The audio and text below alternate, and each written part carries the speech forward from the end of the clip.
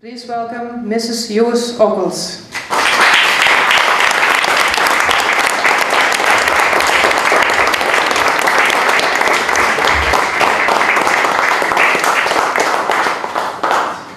Kan ik die? Ja? Ik heb wel papier nou. Wat zeg je? Nee, ik heb een bril.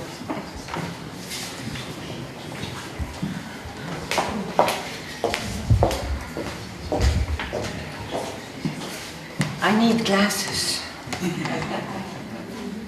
And unlike Wurble, I need paper. Good evening. Dear Mr. Mayo. Yeah. Good evening, and dear guests. This evening is special to me.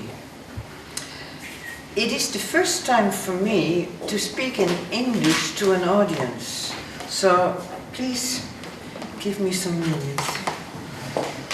It's also the first time for me to talk to you, to strangers, to an audience about Wurble, about his work and his life after he died on the 18th of May this year. But don't worry, I like that, because as long as we and as I talk about him, and as long as he is mentioned for what he did and what he strived for, he will be alive. So he will be amongst us as long as we talk about him. It's also special because it brings me back to the period that Wurble and I lived in Maastricht. We lived here in the years, the 80s, around his space flight in 85. We lived in the city of Maastricht, and after his space flight in 1985, we came back to Maastricht on December. And the city of Maastricht welcomed him with a very special treat.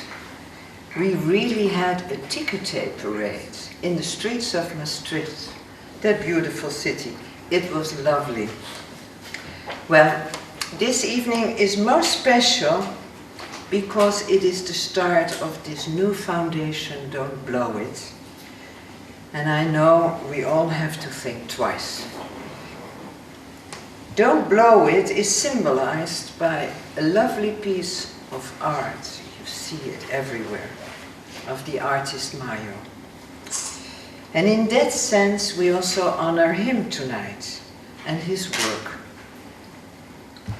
If you have read the invitation, you certainly will agree that Wurble and Mayo both are dedicated, or at least inspired, to a mission in which they want to draw our attention to our planet Earth.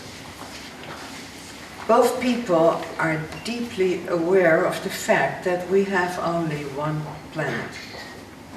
And they are concerned about this planet. They want to stress the fact that we, as humans, have to take care of her and have to take our responsibility. After Wurble's death, I came in contact with Pascal and Patrice, the sons of Mayo, who asked me to come to this event and to speak to you. I must confess, I had never heard of Mayo. I'm sorry. And as it goes nowadays, you start Googling. So I saw his work on the internet and I read his biography.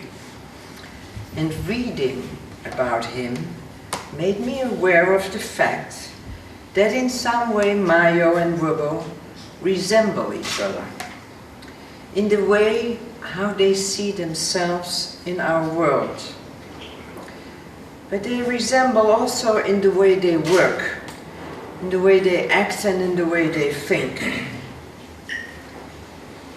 But let me tell you, one of the first things which attracted me in Wurble was his way of thinking.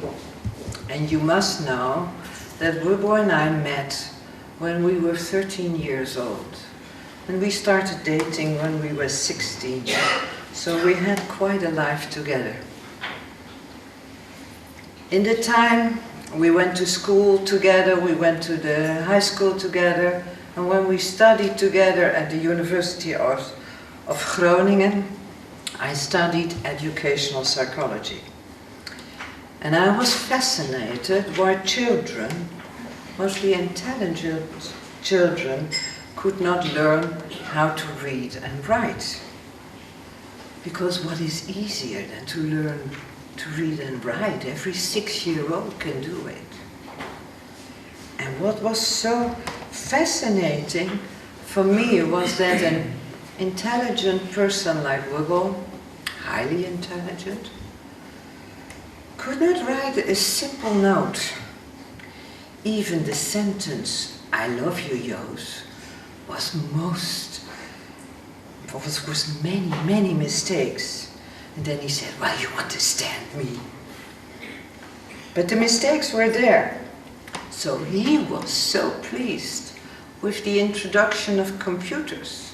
And he liked the spelling control button. And he spent many nights watching TEDx talks and all the talks on YouTube. So he got an awful lot of knowledge without reading. But you know, exceptions are fascinating. Most people think, we all think, and we also all think that we all think alike. But that's not the case. Of course, one person can think a little bit better or faster or a little bit more intelligent than another person, but that's not what I mean.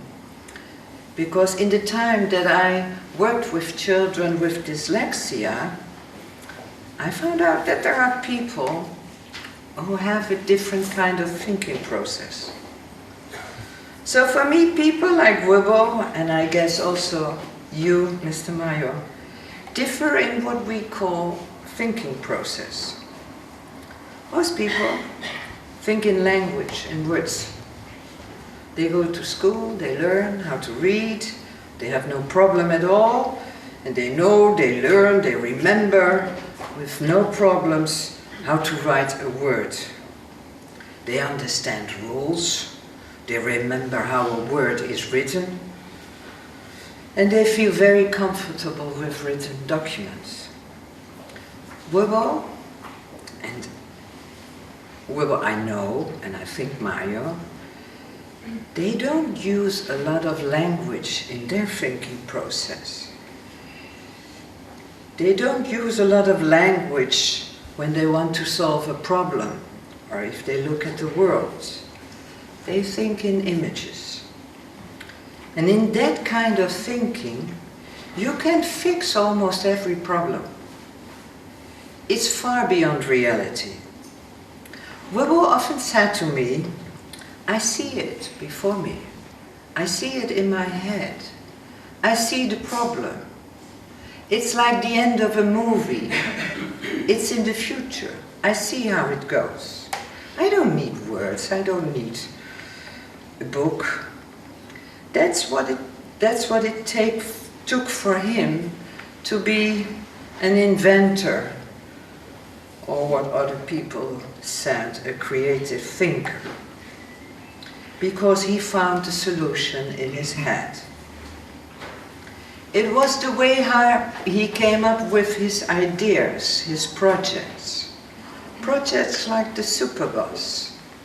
He sat in a train to Amsterdam, Eindhoven, Groningen, and he thought, my God, why do I have to travel so much? Why isn't there a luxurious public transportation system which brings me in like with a car in an hour from there to there? So he thought in his head, and he solved the problem. I need a public transportation system who goes 250 miles an hour. It has to be electric, it has to be sustainable, and it has to be luxurious, because that's what I like. So when the problem was solved in his head, he could worked together with students and a nice designer from Italy of Formula One cars, and he could end the project. So in his head also he solved the problems for solar car racing and solar boat racing. He could advise the young people, the students of the TU Delft, how to solve their problems. He saw it in his head, how the car would race and became first. It was the way he envisioned kite power. He started a lab on the TU Delft for getting energy from the wind high above in the sky, where the wind is blowing very fast, and bring that high wind power down to earth. And he was very proud that there is now a real institute in the university who works on kite power. It's the way he started his project of de Groene Grachten. Because he said, with two young people, if we can make the old monumental houses on the canals in Amsterdam sustainable, then we can prove that it can be done everywhere. And those two young people, they started their company and are doing very, very well. And at last, that's how we got to our ship, Ecolution. I just came back from Curaçao, made the last repairments on Ecolution. And sadly, now I have to sell it because I cannot handle Ecolution on my own. Well, all the problems and all the projects, as I told you, were worked out in his hand. And every time the result was there, even before it became a reality. The only problem he had was to convince other people, to fight the rules of all the other people who said, oh, you cannot do that, that's impossible. But for Weber there was no did not exist. And that is something he wanted to prove with innovation, with new technology, that we could find other ways to stop the attacks on our environment and to show how solutions could work in our advantage. Well, you also need to have a personality of a fighter, a doer, and a way to get away from all the people who criticize. Sometimes that made him lonely. Well, his favorite t-shirt, the present of our daughter, was with the text, I reject your reality and I substitute it with my own. And he wore that t-shirt many times. So for me, the artist Mayo is also fascinating because, as I said, I think he thinks in images too. And he tries to communicate with us, all these people who think in words, with his tools, like the pencil, the color, the symbols. And for me, his paintings are like novels. Not only so much to see, but also so much to tell and to wonder and to go far beyond the reality of today. And as I told you, for me, Weber was fascinating because in his thinking of images and his equipment and tools, he used the laws of nature, of physics, of math. And in that thinking, everything is possible. A world where you're free of rules, where there are no boundaries. I love to see a Don't Blow It Statue of Liberty with change, no boundaries. So is that normal? Well, what is normal? I remember a story Wilbur told me 1.5 years ago. He loved to bicycle in Amsterdam. We live in Amsterdam in the center and we do not own a car. It's terrible in Amsterdam to have a car. But anyhow, so he cycled. And as I told you, he doesn't like rules. So he goes through all the red lights. And of course, one day he was stopped by a police officer. And the police officer stopped him and recognized him, and he said, "Mr. Ockels, that's not normal. It's not normal." And Wilbur said, "Oh, Mr. Police Officer, you're completely wrong. Do you know how you come with the idea of normal? That's a concept which Mr. Gauss invented out of a graphic of the normal line. And you know, most of you are there, but I'm here. I'm one of these people, and if you would not have me, you could not talk about normal. So you should be very glad that I'm there."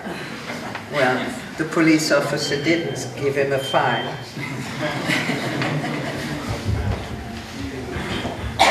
So what happens in a life like Wilbur's life? A thinker in images, a scientist who loves formulas, who could play with it, when he becomes an astronaut, when he floats around the Earth. Well, it certainly was an emotional experience. He saw something which most of us will never see or experience. The experience of Earth as a very lonely planet in space. And as Wilbur often told so, surrounded by a space where there is no history, where there is no family, where there is no culture, where there is no nature, no oxygen, where there is no life. Space is a deadly environment. We cannot live there. It's impossible. And then if you're in your spaceship and you see the Earth in front of you, you see home. You see where everything is what matters in life. That's emotional.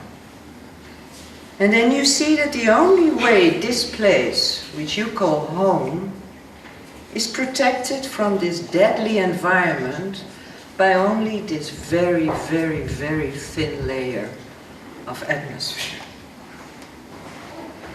And over these years, this experience gave him a great sense of responsibility.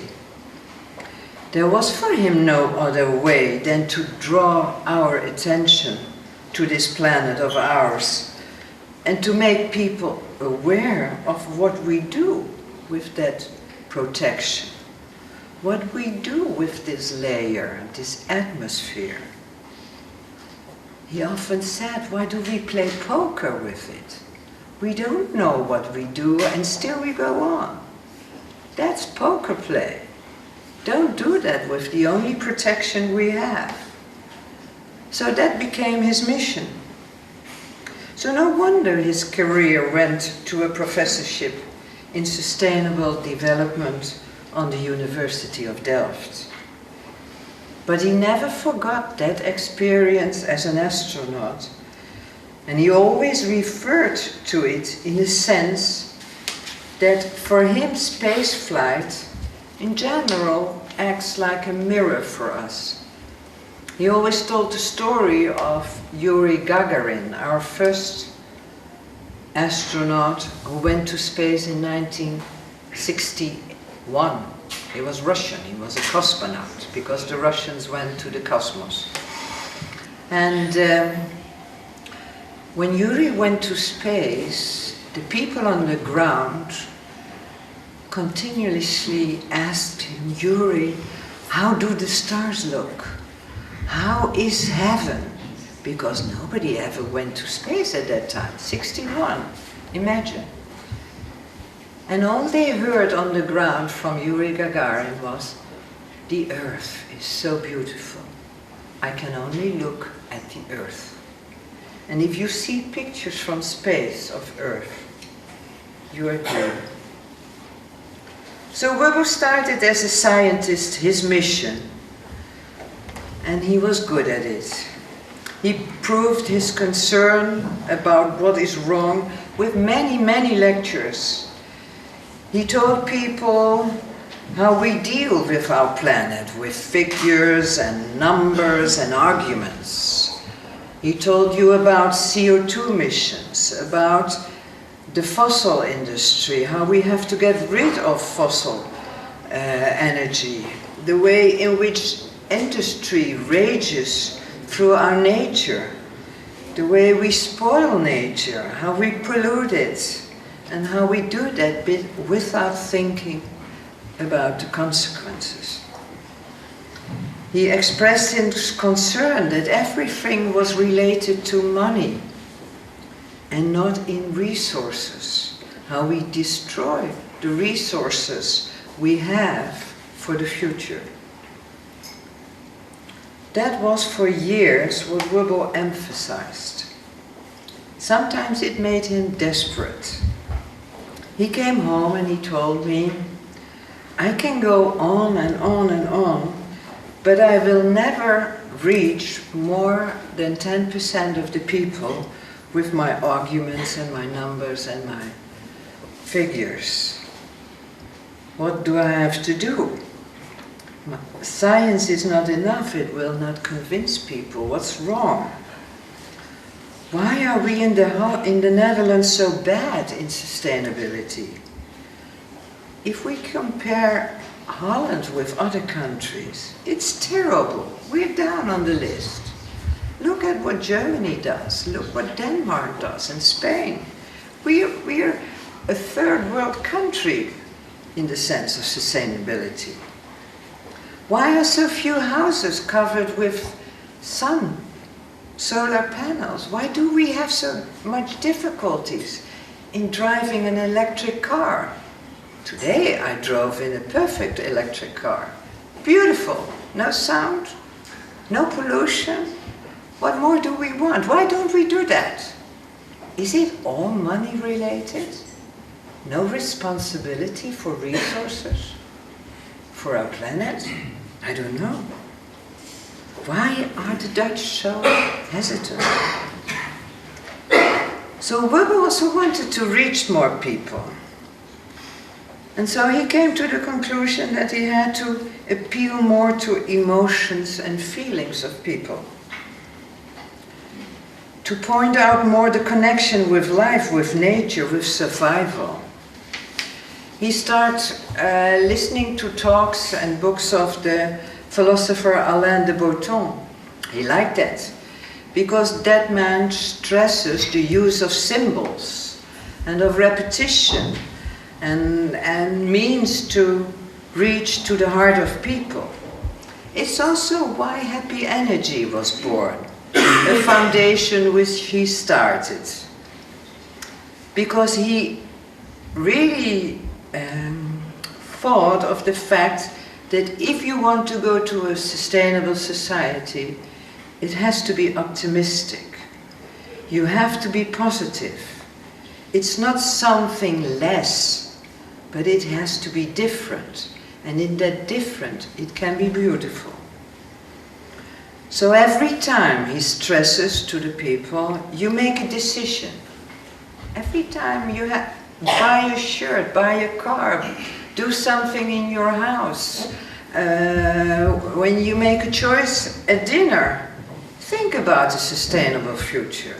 Every little choice brings you in a good way. And when you do that towards a more sustainable way, in the sense that it's something which does not pollute, which is something which can last in the future, you feel good as a person. That's happy energy. It's a human energy, perceived when you make the right choice. And everybody can work on that, because it also brings you back to your origin, to life and to nature. And Wubbel's expression always was, be optimistic, that's a responsibility. The other thing he stresses was, we are all astronauts of spaceship Earth. As I told you, Wubbel and I both were sailors. We have a beautiful ship, and we know that when you are on a ship, like we, and we crossed the ocean in 2013 to Aruba, but when you're on the sea and on the ocean, there is no way that you can think not to take good care of your ship.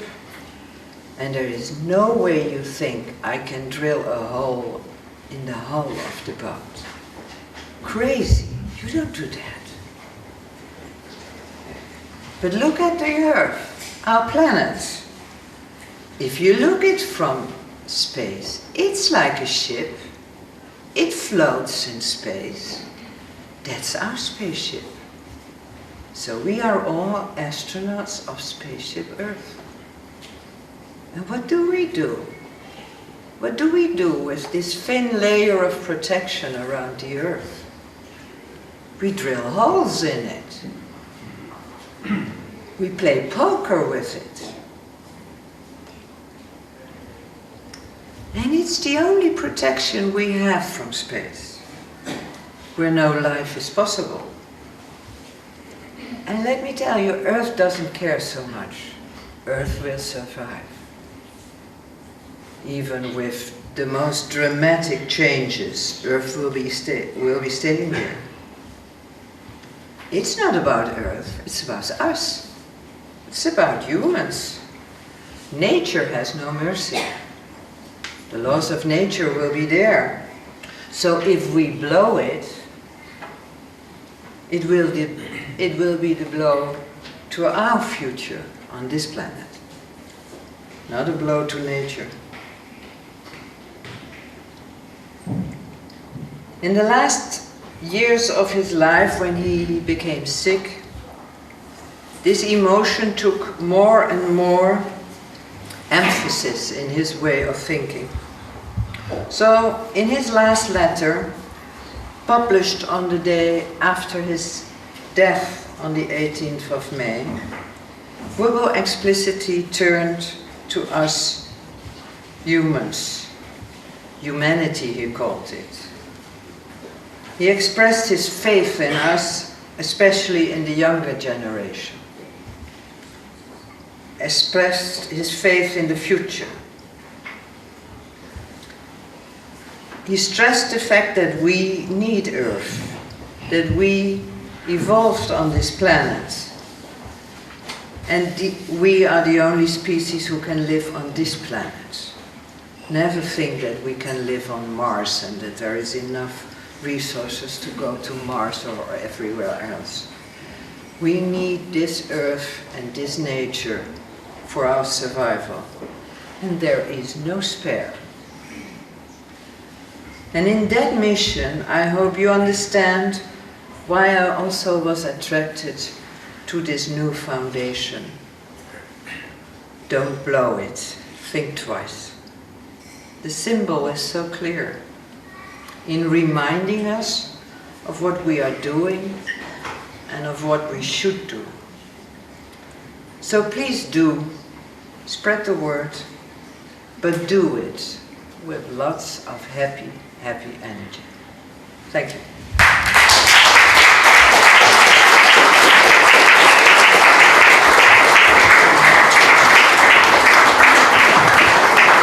Thank you, Mrs Ockels. If you could please stay here. Mario has made a special Don't Blow It statue for Mrs Ockels, which will be revealed right now.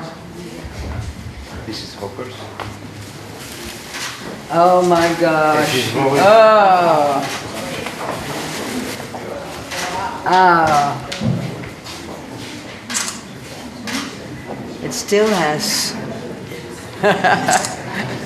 You tried not to blow it. Thank you so much.